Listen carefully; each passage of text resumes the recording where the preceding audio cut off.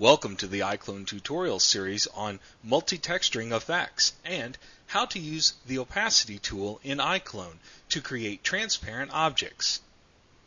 Inside iClone, we have already loaded our zero-man project included in the default projects section, giving us a project with no character in the scene. Inside the scene section of iClone, we'll go and select the props category. Now inside the Props panel, we can select our 3D Surface folder.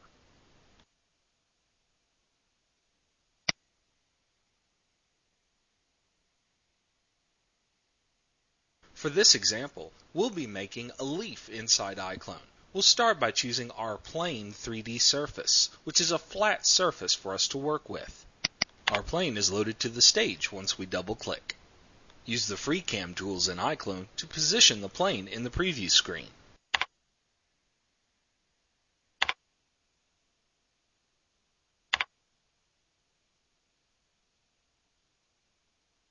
Now select the Modify tab inside the Props panel. We'll scroll down to the Material Settings.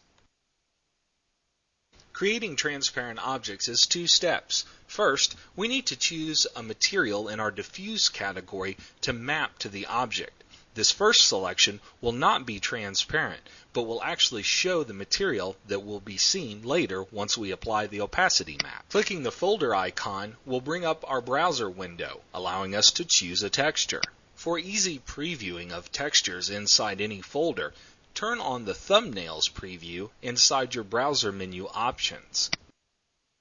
With the Thumbnails setting chosen, it's easy to see the preview of all textures inside any folder. The iClone texture library that comes with iClone allows you to have many options for choosing textures in your scene. We'll go to the Others folder, which has the textures for leaves.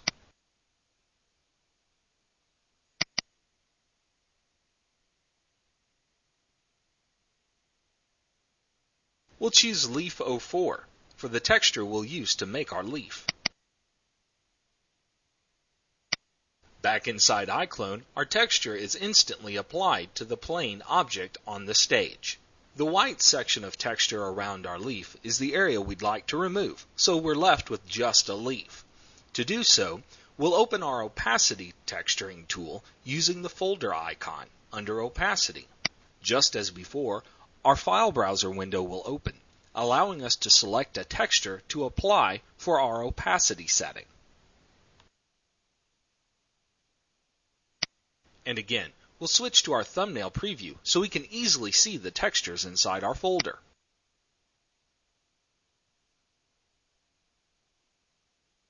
The texture images you see inside this folder are all black and white. This is because the texture opacity setting in iClone is determined by absolute white or absolute black. Absolute white will allow you to see what's in the white area. Absolute black will actually be removed and become invisible. Also, any gray-toned image will allow you to set a semi-transparency inside iClone so that you can have see-through or sheer objects. We'll select Leaf D Mask. This is the corresponding opacity map for the diffuse map we chose earlier for our leaf. Now back inside iClone, you can see that the simple plane we started with from our 3D surface folder has now been transformed into a beautiful leaf.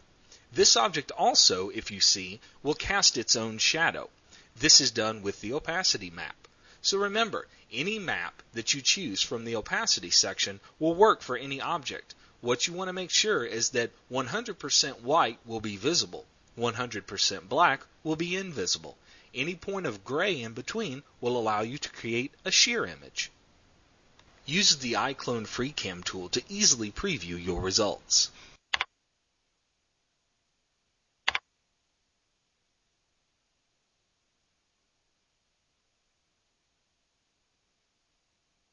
Creating your own opacity maps is simple.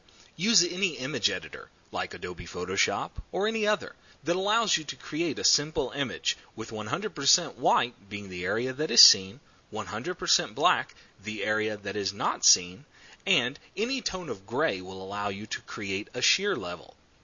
This concludes the tutorial on multi-texturing effects and using the opacity tool to create transparent objects inside iClone. For more information about iClone and Reallusion, contact us on the web at reallusion.com.